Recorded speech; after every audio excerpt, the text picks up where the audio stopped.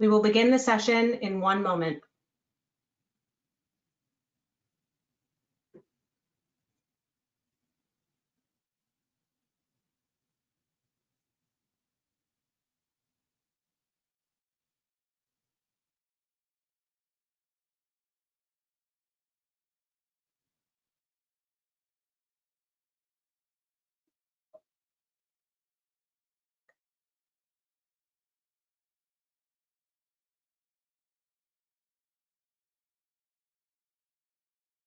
Welcome and thank you for joining our presentation, 2020 Permanently Changed Restauranteering, Here's What You Need to Survive, brought to you by Tap Mango and Clarion Food and Beverage Events.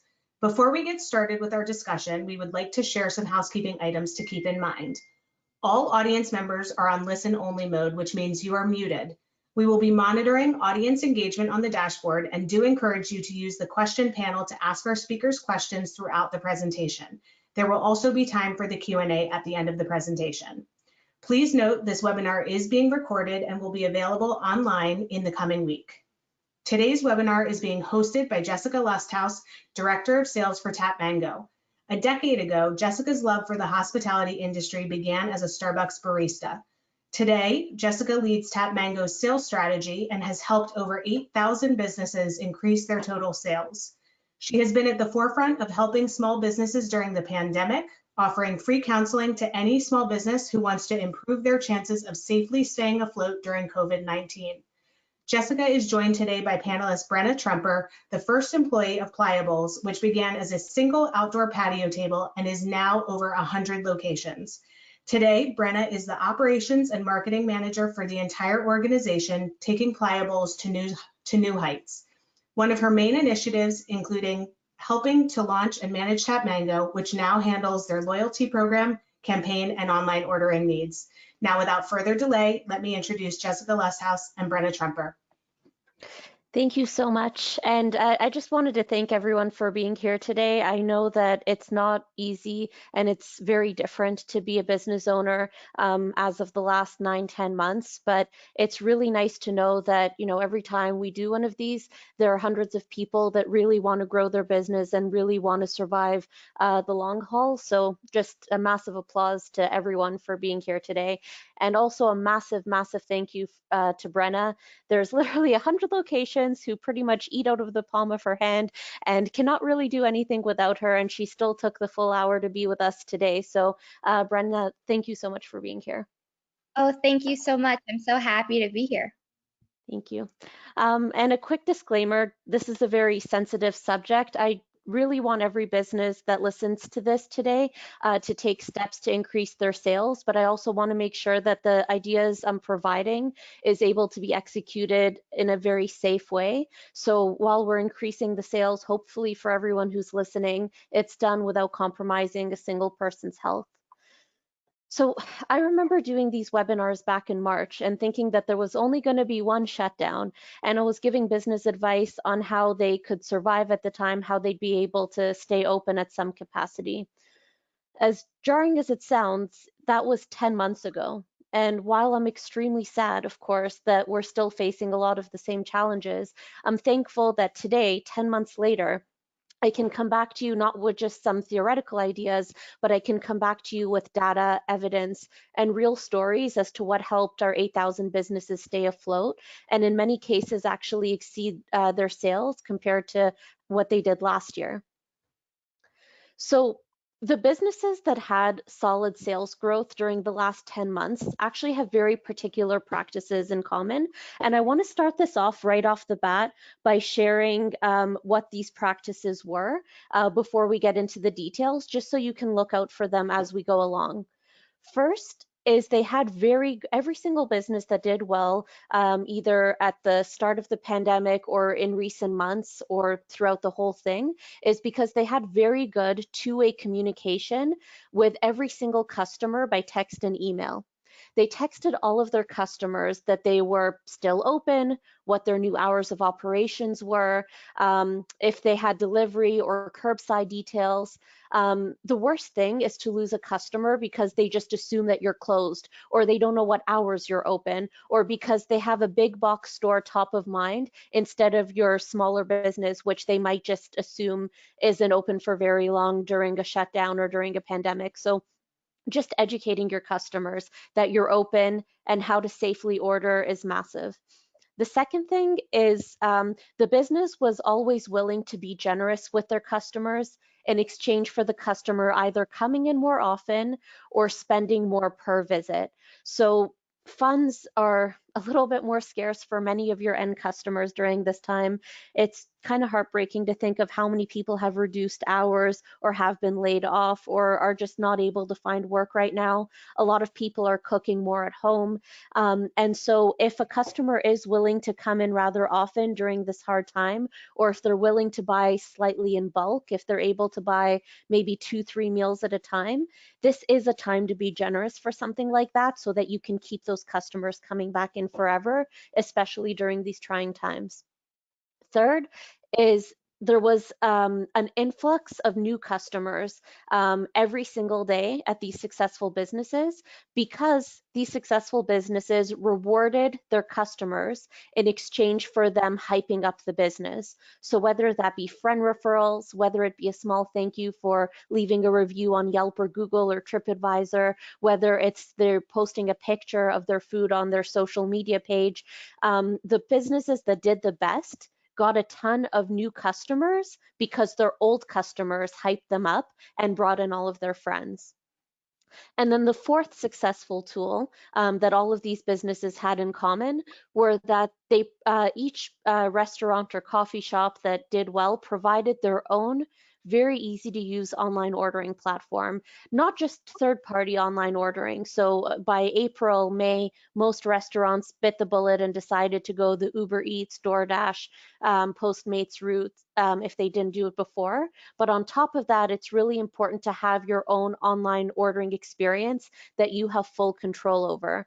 Because when you have your own online ordering system, you can reward your customers better for staying loyal to you rather than, being loyal to Uber Eats. The customer is loyal to you.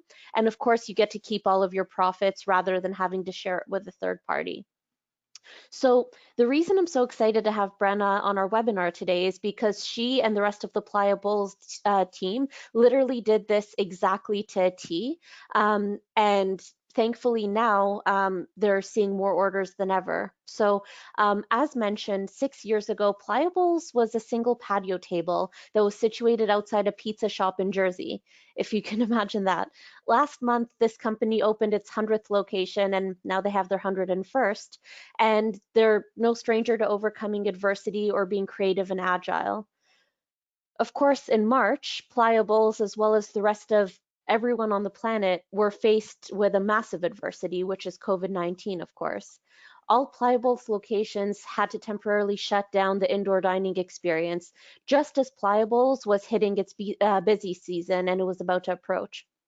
So with some strategy, Brenna, myself, the rest of her team, the rest of our team talking every day, within a month, we saw orders really piling back in with Playa Bulls, and it looked like the loyalty of the customers were restored. And we want to teach everyone today how this was done. So again, in the middle of March, Playa Bulls was completely ordered to shut down in-store sales, which was the vast, vast majority of all of their sales.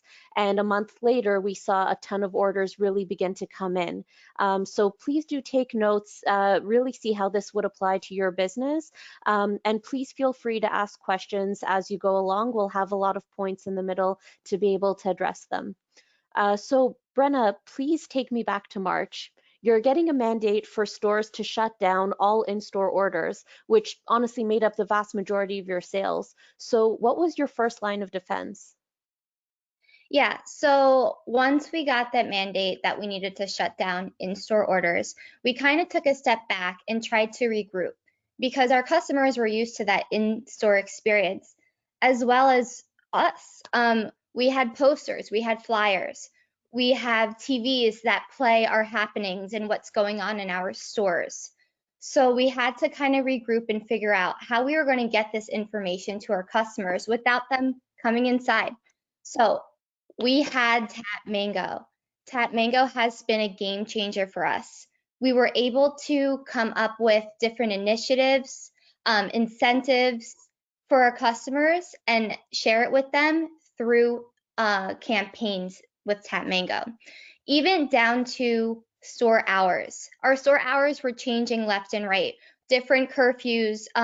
We have stores in many states. There was different curfews in different states, different guidelines in each state. So by being able to update our customers of the hours, the guidelines, how we were going to be supporting them and making sure that they were safe was such a huge benefit for us.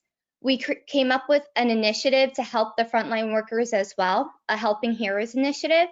And once again, we used Tap Mango to blast it out to everybody. We received tons of donations. We sent links to people and we received such great feedback and support.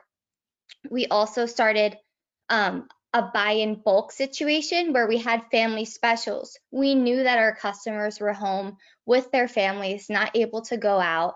And so we decided to kind of gain off of that situation the best that we could and offer these specials where they could get 3 smoothies and some protein bites, or 5 bowls and make it a DIY kit where they were able to create some fun things at home. So that helped us. And then just individual campaigns on how they could order. People are confused during these crazy times. So are we. So we have to make it as simple as possible for them. We sent individual campaigns on the store level, letting our customers know which third-party delivery platforms each store had, the links to order from them. For a while, we were doing 1 to 2 every week, just saying, order through DoorDash, here's your link. Keeping our brand and our product top of mind to the customer who was home, bored, actually looking to order something to eat. So we did that for third party and as well as just our online ordering platform. We put the link there for customers to go ahead and order. So if I may just kind of insert for a second, Brenna, you obviously just discussed what you did back in March, but as we know, some states are resuming their lockdown. Do you have any suggestions on what the best line of defense is for those brands this time around? If I may just add to that as well, everything Brenna just mentioned and did is still considered the gold standard, right? So I want to kind of parse through what Brenna did at Playa and how it applies to the rest of the businesses we work with as well. One thing she mentioned is the Helping Heroes. So Playa is known for always being active in a community and trying to bring the community together. So before COVID hit, the store used to be the community, whether it be pumpkin carving during Halloween or maybe some like tree decorating during the holidays, during Christmas. They always had community first. And I'm sure a lot of the stores that are, or a lot of the business owners that are here right now felt that same sense of community pre-COVID too. So this is a way to take your community outreach and just make it a little bit different. So instead of just having a rewards program like buy 10, get 1 free, having something where you can donate towards frontline workers getting some of your product as well. That's exactly what customers want to support right now.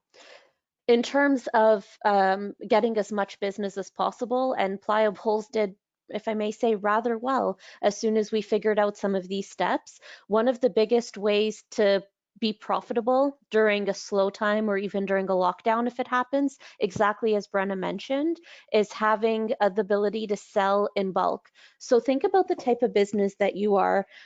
If you're a coffee shop, are people really buying a small cappuccino to run into their office? Maybe not. They might not go into the office anymore. What they might want is something like a jug full of cold brew that they can take home to their family, put in their fridge, and enjoy for the next 3 days. If you're an Italian sit-down restaurant, you might be thinking about, in the past selling 1 meal, 1 entree, 1 appetizer at a time. But now again, people are stuck at home with their families, so maybe consider a meal pack of 4 so that they can be the hero for their whole family that night, and at a slightly discounted rate, bring home a chicken dinner for 4 people home to their family for a nice treat, or a nice big lasagna that you can sell for them to bring home to their family. Think of the type of items that might do well in the fridge as well. So that one is really important. For example, with Playa bowls, if you think about a fresh fruit smoothie or a fresh acai bowl, for example, it's hard to keep that fresh in the fridge for days and days at a time. So having make it at home kits is a better way to sprinkle on your coconut flakes and peanut butter 10 minutes before you're about to enjoy the bowl. So think about what your food is. You're the expert when it comes to the food or the beverages that you sell. If it's a poke bowl, you might not want to sell 5 poke bowls at once. That's not going to do too well in the fridge for a couple of days. But again, think of maybe having DIY kits where people can assemble the food when they get home, or selling products that last well in the fridge, frankly, for a couple of days. Also, when you're selling in slightly larger bulk, that's when you can give slight discounts in exchange for that. So again, if you're a coffee shop, think of selling a dozen donuts. Think of selling a nice big package of ground beans where people can perk their own coffee at home, or a jug of iced coffee where they can pour it 1 glass at a time. Really get creative with it and really package it in a way where if you buy this package, you'll kind of be a hero for your household. You're spending $40 or $50 instead of $20, but you're feeding yourself for days, or you're feeding your entire family, because people aren't looking for one meal at a time anymore. And that's what Playa Bowls did, which I think was really successful. In terms of educating your customers, that's also a massive one. Again, just reminding your customers, it would just be such a shame if they didn't know that you closed 2 hours earlier now. They come to your door once, they don't see that you don't see that the business is available, and then you just kind of give up on it and go somewhere else the next time, especially coffee shops. I know a lot of you guys are closing at 2, 3 p.m. instead of 6, 7, 8 p.m. So just having that two-way communication goes such a long way. So um, the next step, what Brenna mentioned, was after educating customers on how you're able to order, was launching Tap Mango online orders, and you continued promoting to your customers. So what were the results essentially? Did you get online orders during the shutdown, or was it a slow period after you launched all of these initiatives? Yeah, so the results were kind of immediate. We had so many online orders during this time, which we are so grateful for, the highest that we have ever had. We really feel like the reason that this happened is because the promos that we had with Tap Mango. It made it such a breeze. We received such positive feedback from our customers. Really, like during these trying times, it could feel confusing for the customers to know the hours. We want to stay safe. Our customers want to stay safe. This might be the one time that they're coming out to get a meal during the day. And forbid we were closed during that time, that they had come out. That would just be such a bad and unpleasant experience for the customer. So by giving them more peace of mind and being able to send these campaigns made it a breeze. And we got such positive feedback about that. And also just sending those texts and those campaigns and staying top of mind with links to order online. That's all what made it happen and made our online ordering so successful during this time. So now, Brenna, if I may, or Jess for that matter, obviously there's a lot of talk about the fees that come with delivery. How do you prevent those fees, or what do you suggest to those who might be dealing with some of those issues? Oh, for sure. So I think the strategy back in March was 70% of my revenue is better than 0% of my revenue. So if you're like most small businesses out there, you did sign up for Postmates and DoorDash and Skip the Dishes and all of the services so that you can at least get some orders. And that's definitely the right thing to do. This isn't the time to be shunning any type of business. But now that we're trying to think about the long haul. You can't make 70% of your profit forever. A lot of people are probably going to be ordering in and doing curbside pickup for years and years to come because they've already downloaded all these apps and they got into the groove and they realize how freaking easy it is to get delicious food without having to wait in line, without having to pay in front of a cashier and all of that. So we need a longer term solution to adapt without having to perpetually give these third parties 30%, 20%, 15% of your revenue for the long haul.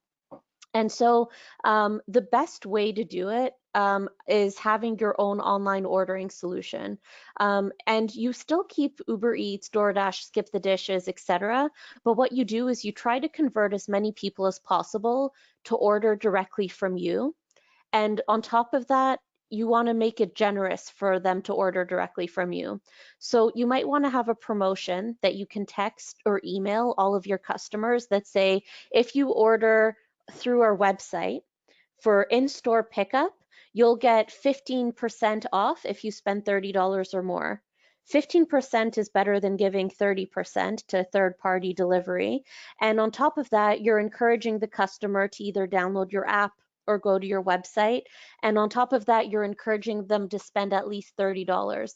The toughest thing is when a customer is spending $15, $20 and then they get it delivered through a third party order. You really barely break even on an order like that. It's really, really tough.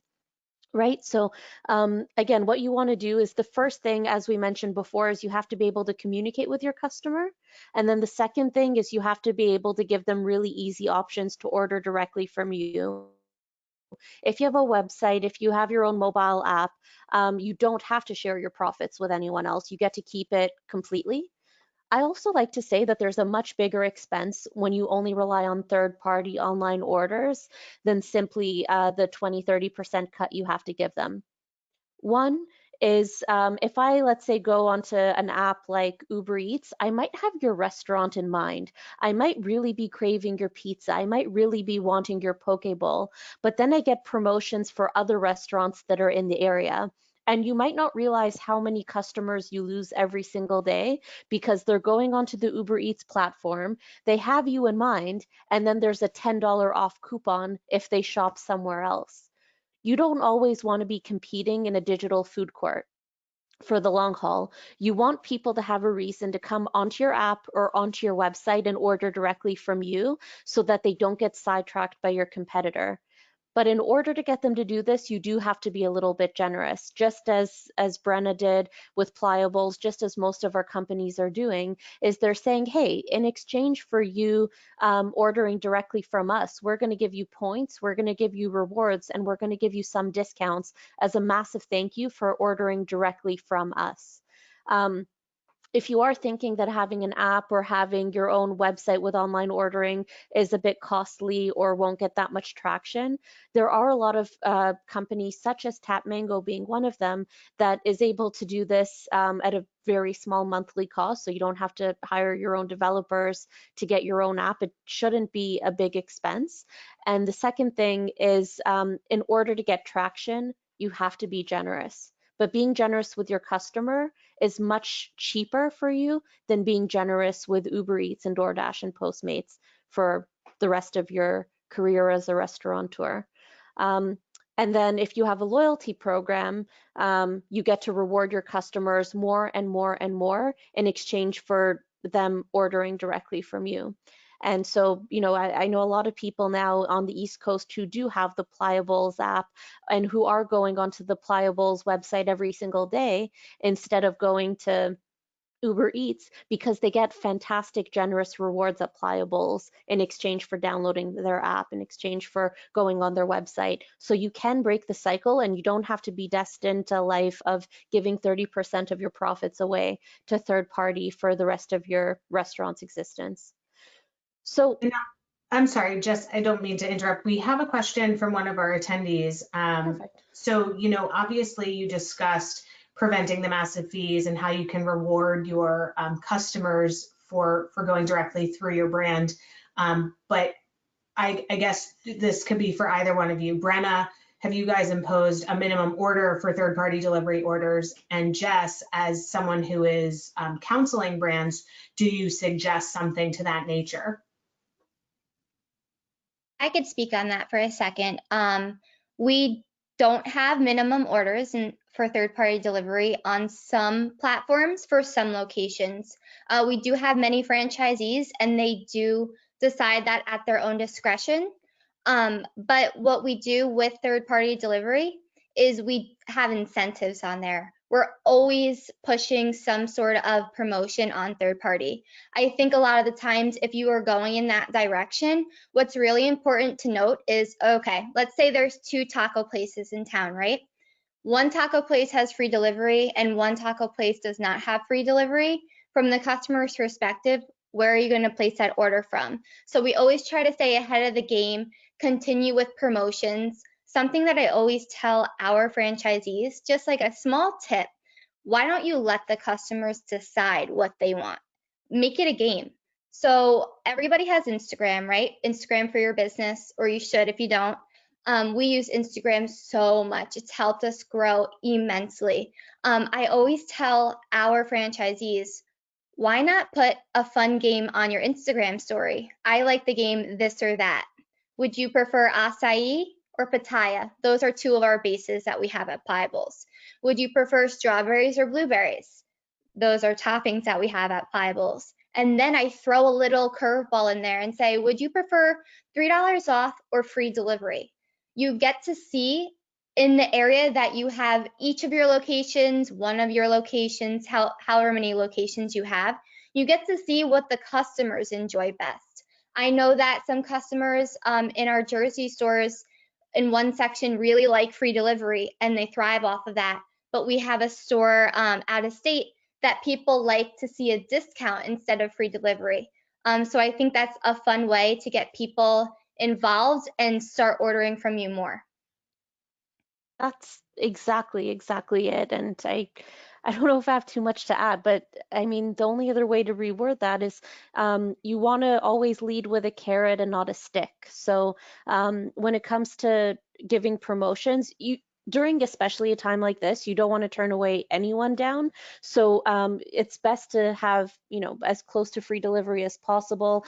But what is really effective is say, hey, if you do happen to want to order for your entire family, which is a $40 package, then you get free desserts on the house as a thank you from us. So no matter what, you're trying to create as little friction and as few barriers as possible, exactly as Brenna mentioned, and let the customer decide exactly what they want, but always sweeten the deal if they are willing to spend a certain amount. So let's say you have online ordering, either your own or you're doing it through a third party. You'll always, offer all of the basics, but there should be a difference if I spend $100 with you or if I spend $30 with you. So give me that reason to say, well, if you spend $100 or if you spend $50 or more, then your entire family gets a free dessert as a thank you. And you can always think about products that have a high MSRP, but are relatively inexpensive for you to produce. So for some people, that's your signature cake, for example, or it might be an appetizer where the ingredients are a little bit more reasonably priced. Have that be the carrot. Have that be the thank you to customers who are willing to buy a little bit higher in bulk. And Brenna has it also completely right by let customers decide what's better for them. So one good thing about having a customer engagement platform, and something that's been with Tap Mango since day one, is always being able to track, if you send out 5 different promotions, which one is the one that really customers take the bait on. So if you're doing $3 off orders one day, a smoothie when you spend $40 or more a second day, and 15% when you spend $50 or more a third day, then you'll be able to track which one worked best, and that's the one that should be repeated. And then in terms of having your own online ordering, so something Tap Mango does is we create online ordering, we create a mobile app, and we also link it to drivers on the back end. So you could connect it to DoorDash, for example, or you can connect it to your own drivers. DoorDash, not to speak on their behalf, but we are partnered with them.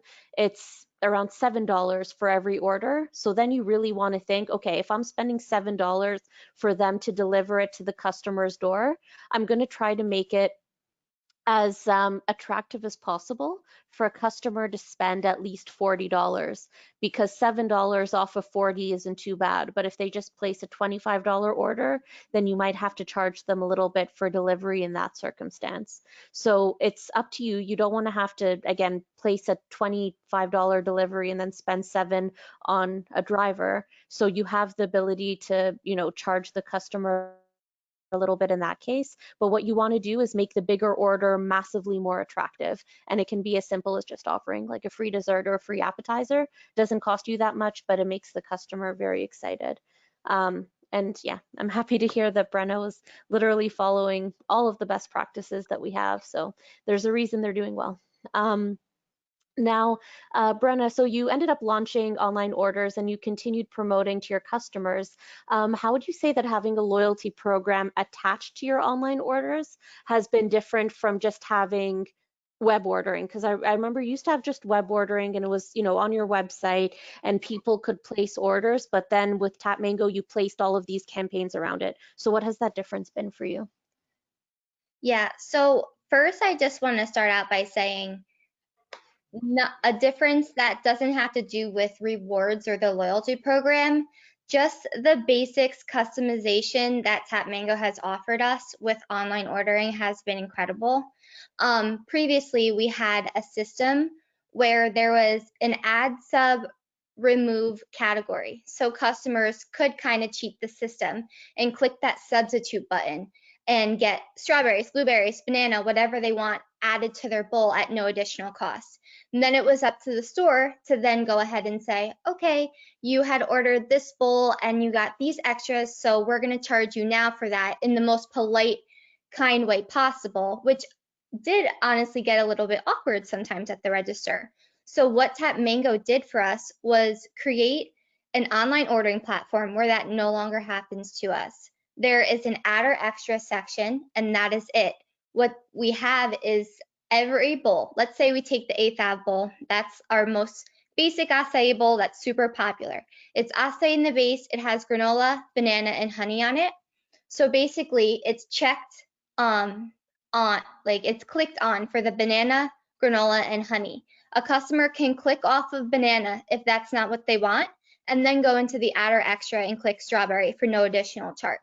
The next minute that they maybe say they also want blueberry, then it's going to charge them that 50 cents or however much the extras cost at that location.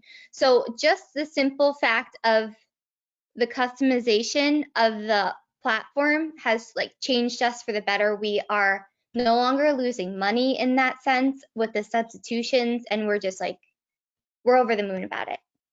But to go back to the loyalty program part of the online ordering, we staggered our rollout in all of our locations and we were fully launched. I just want to say the reason why we staggered it, we just wanted to make sure it was almost 100 locations that we were rolling out a new platform for. So we just kind of wanted to make sure and give individual attention to each one of our locations. So we would launch in about 10 stores a day and kind of just make sure and monitor everybody. The Tap Mango team was absolutely incredible. Luigi is my rep. Shout out to Luigi. He worked with me, no lie, from like 9 a.m. to 9 p.m.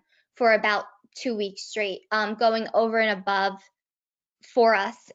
So we staggered that out just to make sure everything would go well. And then we launched the app once all of our locations were live with the web ordering page. We then launched the app. That happened on October 19th. We have been thrilled with the process so far. When we did launch, the Tap Mango team had suggested that we do some sort of a sign-up bonus to get people on our app. This was not brand new to us because we had the app just for customers to see their rewards and they can sign in with that feature, but the online ordering part on the app was brand new to us. So we offered a free 16-ounce strawberry banana smoothie. There was no substitutions that could be made to the smoothie. It's our cheapest product to make, and it would also make customers happy. Who doesn't love a refreshing strawberry banana smoothie? From that bonus sign-up reward, we received thousands of new mobile customers during that week. We had it live for around a week and a half, and it was just incredible to see all of the new signups. With our old system, customers were not getting rewards. They were emailing us, they were calling the stores left and right because we had this loyalty program, but the rewards on our online system were not matching. So that has pretty much gone completely away. I'm no longer getting emails. The stores are no longer getting calls. The customers were able to place their order, get the rewards for that order, their points for that order, and they can also redeem their rewards in one swoop. The customer feedback has been incredible on that sense as well. So we're just very happy with it. And we're able to send out campaigns that are not only in store now, but also through our online ordering, which is incredible. So it's just seamless around the board for us now. So that's really how it's helped us. Great. And now, Brenna, I'm really curious if we could just go back a little bit to some of the conversations we had about promotions and rewards that you're offering. Have you been able to segment the customer data that you have and, you know, to be able to specifically direct certain promotions to either current customers or to help bring in new customers? Yeah, we do that a lot. And we also do that with text campaigns. We can get a code basically from Tap Mango where we have, I just did it with a yearbook recently. We're able to say text acai to our code number, and they get a reward on the online ordering system, and or if they come in, either way. And then we're able to put them into a group where we see that they've joined from going here or going there. We're able to see the visibility on where they're signing up from, which has been incredible for us. And it's also incredible that way to know, okay, we put our dollars into this yearbook, right? Or this billboard, and we're able to see if those dollars were viable and if we're going to do it again next year. So does that answer a little bit of the question? Sure. Are you able to give us a little bit of insight into what data you are able to actually receive on your customers? Yeah, so Tap Mango is able to customize data however you really want it. I've actually just been working with Luigi on getting nightly reports. And I told him exactly what we were looking for. My higher ups were asking for particular items each night. So that's kind of where I went with on that sense. Basically, just how many points we were giving out, what the average cost of the orders were, how many orders per location, different things like that. On the back end of Tap Mango, though, itself, you're able to see everything. There is a full reporting section. You're able to see how many campaigns you sent out. You're able to see your customers' profiles. You're able to see any purchases they made. You're able to see their orders. There's a lot to see back there. And it's just been very helpful for me. If I have a franchisee with a question, I'm able to just go in the back end and go ahead and pull out whatever they're needing. Great. And now we have a question from one of the attendees. What did you do, or did you do something to eliminate the third-party fees? So Jess brought up the DoorDash Drive. That's a feature that Tap Mango uses for their online ordering system. There is that $7 fee, right? So we have given that $7 fee to the customer and not taken any of it ourselves. We actually just launched that. We only have it at 4 locations right now because we are testing it. And we've actually been pretty successful so far with it. So if you were to move forward with Tap Mango in that sense, you're able to give out as much or as little of that DoorDash Drive fee to the customer. There is a sweet spot that they say is around $3.99 to $4.99 to give to the customer, but we've seen it be successful, and that's taken the fee away from us. So we have no minimum for the customer because essentially they're paying for everything that they're getting at that point. They're paying for their own delivery. We're not putting, in theory, 20% out already nothing like that. So we've kind of been pretty successful so far. We've only had it going for around a month, but we're really happy to see that. It's the same community of drivers that the regular DoorDash offers you in store, but DoorDash in store does take a percentage from you. So it's kind of just an added bonus that Tap Mango has with the DoorDash drive there. And one thing that is really helpful is that a lot of people do have an online ordering platform in general, but if you don't have something like points, then there's no easy way to be able to just, for example, put, if you spend $50 or more, you can get triple the points. One thing that's really good about a rewards program is that giving points is much, much cheaper than giving general discounts. So you could have a regular online ordering platform where you have to give maybe $5, $10 off in order to entice a customer to buy with you. But if you think about some of the most successful campaigns in North America, they're driven by points. And the biggest reason is it's cheaper for the business. If you ever look at Starbucks, they don't put anything on discount. What they do is they put their coffee beans on 5 times the points, or you get double the points if you come in twice in that day, because you might give a customer 100 points, but it only costs 30 or 40 cents compared to if you have to give a real 20% discount, that's much more expensive for you as a business owner. So whenever you have any type of campaign, if you're connecting it to not only in store, but if you're also connecting it to an online ordering and delivery service, you'd be surprised by how many of your customers would actually choose ordering directly from you with something like DoorDash Drive, if you just put that option on 5 times the points, instead of them going to another third-party platform like Postmates where they're not going to get any of the points for doing so, and it barely costs you anything, and you don't have to spend as much on third-party platforms. Great. And now, Jess, obviously the pandemic, I think, caught a lot of people, realizing that they needed an online ordering strategy or a loyalty strategy. Can you tell us, in a two-part question, I guess, what would you say to those who are new to online ordering? And also, can you talk a little bit about your onboarding process, given that I'm sure people were scrambling to move quickly to get one set up?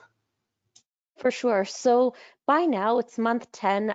You're all very proactive to the point that you all obviously came to a webinar on, a perfectly good Thursday where you have a ton of other things to do. So chances are is you already have something in place as a productive and forward thinking business owner. You probably have either some type of web ordering or something at least on a third party platform. But the way to transition it into something fuller, into something that will actually make you more sales, is actually really simple. It didn't always used to be. I was in the space for about 6 years, and it really used to be you're starting everything from scratch. 6 years ago, you'd have to hire a developer in order to get your own app. You'd have to spend thousands of dollars to get a successful loyalty program, and it was all a bunch of guesswork. Luckily, we're around 8,000 businesses in, and there's a lot of companies doing incredible work in this space. So now it's a lot more of a turnkey solution. Typically, how it works is like this. One, we get your menu and we create a full mobile app that's branded to you, as well as a beautiful web page that you're able to put on your website for customers to order. Two is we make it easy for you to be able to text and email all of your customers so that they know about this. It doesn't matter if you have the best website in the world with online ordering, you have to be able to tell your customers to go there. So being able to text them all a quick link in order to look at your web ordering, or a link to sign up to your loyalty program, or a link to download your app, is how you get a lot of traction. And typically Tap Mango will integrate into most point of sale systems that are popular today so that it can pull all of the menu items and just display it to all of your customers like that. It's typically a 2-week process. I would say the best way to really understand how the process would work for yourself would be to just give us a call, and we can walk you through what point of sale you have, what online ordering you do and don't use today, and then I'd be able to give you a better estimate of what the process looks like. Typically 2 weeks, usually just plug in right into your point of sale system and then develop the app right for you. If you're able to go to tapmango.com and hit request a demo, then that will let me know that you do want to know a little bit more. And whether you choose Tap Mango or you go with something else, I'd be able to send you in a direction which hopefully isn't going to be much legwork at all. You really need something that can pull your menu, easily create web ordering, easily create a mobile app, attach it to a points program. And we also do fully free consulting as to what type of points program you should be having. So, we have, again, a lot of data at this stage. It's been many years and, 8,000 customers later. I hate giving someone a login and saying good luck, do your thing. With every single client that I sign up or that I even speak to, I share this data with them and we create the loyalty program together. So, do you want to do the buy 10 get one free, or do you want to focus on spend $30 or more and then you get points for doing that? There's a lot of data that can point you in the right direction, and I just like to take out as much guesswork in terms of what's successful after having the privilege of having all this data. So about 2 weeks, depends on the point of sale you have, depends on if, where you're situated in the country, a few things like that. But the best way to just know what would work for your particular business is tapmango.com and just hit request a demo, and then hopefully I can give you advice that actually pertains to your business. So now, Jess, I'm glad you brought that up because there was an attendee question about the POS system that's being used in conjunction with Tap Mango, which I don't know whether or not, Brenna, you're open to sharing that. But in addition to that, how have you found Tap Mango's integrations to other systems, since you're most likely coming in when other systems have already been deployed? So for our stores, for Playables, we use the Clover system. I don't believe that Tap Mango integrated with Clover, but they jumped on that for us and we got the integration all set up. They did all of the legwork in the back end there. And once they were fully integrated with Clover, then we started our process. And I would just add to that, if you have any of the typical point of sale systems, I know some of the great ones are Clover is fantastic, as is Toast, Square. Those are the big ones I would say in the food space that have some of the best integrations, but whatever point of sale system you're using, you're able to use Tap Mango alongside it, especially if you've ever used anything like DoorDash or Uber Eats with a tablet, you're able to use a system like this, but just with the benefits of being able to own it yourself. Great. And now totally switching gears, but to another really good attendee question. How important is branding your cups or your to-go cups with tamper-evident stickers? Sorry, do you mind repeating that once more? How important is branding your cups, your bowls for that matter, or anything with like a tamper-evident sticker? So I would say in general, there are some places where branding just is completely worth the expense. I know, well, Brenna will have more to say on this, I believe, than I do, because Playables, the first thing you notice is how striking it is. Not only the beauty of the fruits in the bowl, but the entire brand. You literally feel like you're on a beach. The things that I have found across the board that's most important to brand are the things that customers can keep, because that becomes a walking billboard for yourself long term. So when you have a loyalty program, one of the things you can do is say, if you spend over $100 at our store, you get a t-shirt or a hat or a knapsack with a beautiful logo of ours on that shirt or knapsack or whatever it is. Essentially, swag works really well.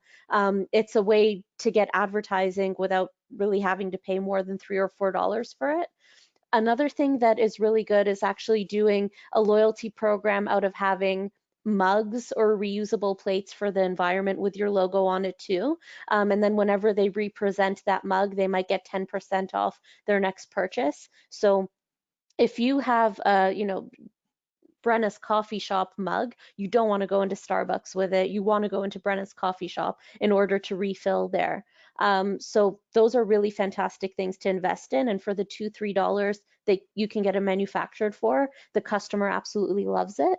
And the second thing is you definitely want to have physical cards that you can have as keychain tags that act as a QR code, a gift card, and a loyalty card, so that every time a customer locks their door, they can literally see your brand every morning, which just naturally creates a craving.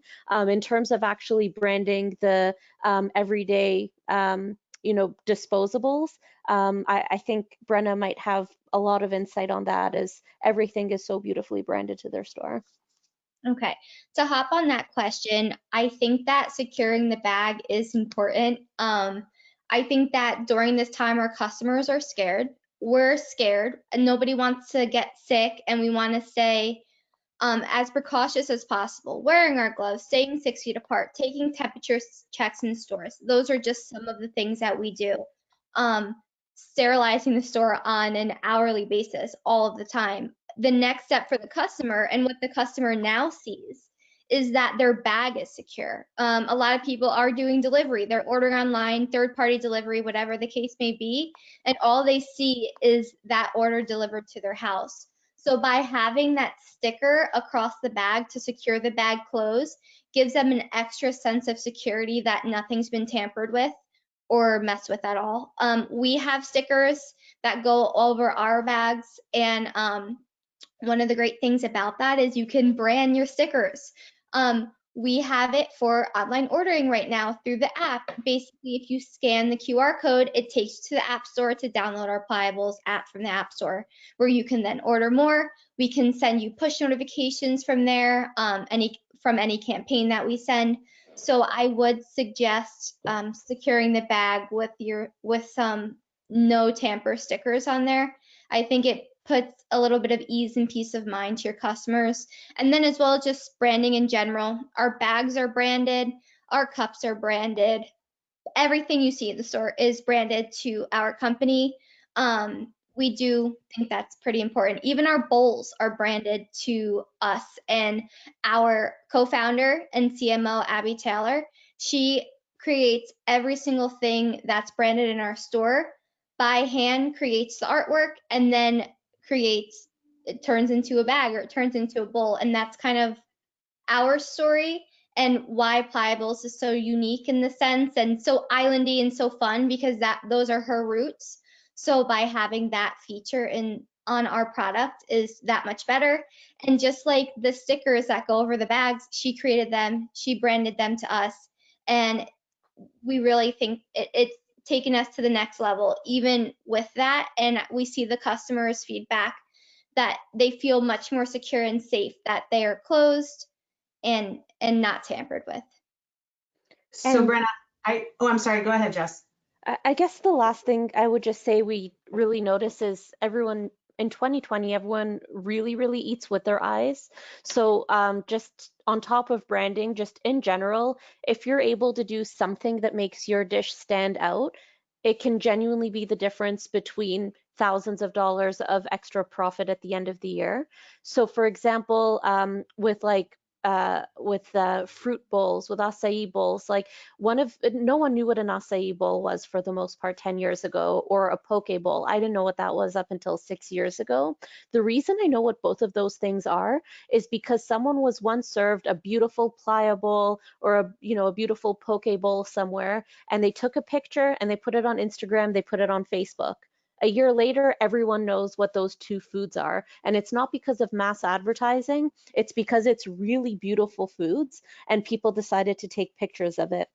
If you go on Instagram, if you look at what the most popular ice cream, the most popular pizza places are, it's because something about their product just looks a little bit different and a little bit more exciting that makes you want to take a picture of it. So last year, the big trend was putting charcoal in everything. So you had these big, beautiful black swirls of ice cream, or like black pizza crusts. Next year is probably going to be something else. The unicorn frappuccino generated 1.3 billion Twitter views because they put a little bit of food coloring in their frappuccino to make it purple and blue. So if you're able to find that one thing, whatever it is you serve, that makes you look a little bit different so that a customer wants to take a picture of it, branding the bowl is half of it, but the other half is putting that little extra oomph into the product itself. And if you put those two things together, people will be taking pictures of that product and posting it on Facebook and Instagram. And Tap Mango, by the way, fully integrates into social media. So you can even give your customers extra points in exchange for them posting about you online. So Pliable's beautiful, beautiful product, and I think it is a big part of their success. So really do learn from that and just find something that makes every next meal a little bit more Insta worthy. So I do really appreciate, Brenna, that you answered the question about food safety, because I do believe I read the initial attendee question wrong, and I would have followed up with that. But if I may just ask one last question, Jessica, Tap Mango is used across a number of industries, including food service, of course. Have there been any learnings that you've gotten from other industries that you've brought to your restaurant customers? Yeah, so one of the most recent ones have been paid membership modules. So you might be familiar with this from Costco, but there are a lot of nutrition shops and pet food stores that do this, where if you spend, let's say, $5 or $10 a month, you get a perpetual 10% discount across the board at your favorite nutrition store. So we are the loyalty program behind a lot of those.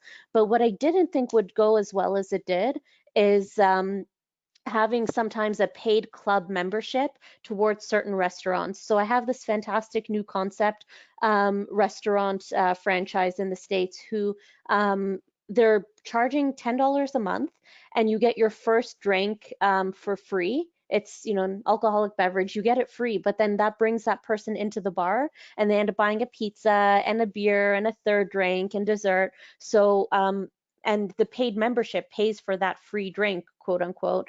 I have another pho place that's around 10 locations actually in Canada, and they do a paid membership as well, where you pay like $15 a month and you get a free meal once every month. But then you end up getting benefits as well across the board. So the lucky thing is we work in a few different industries that we're really core to.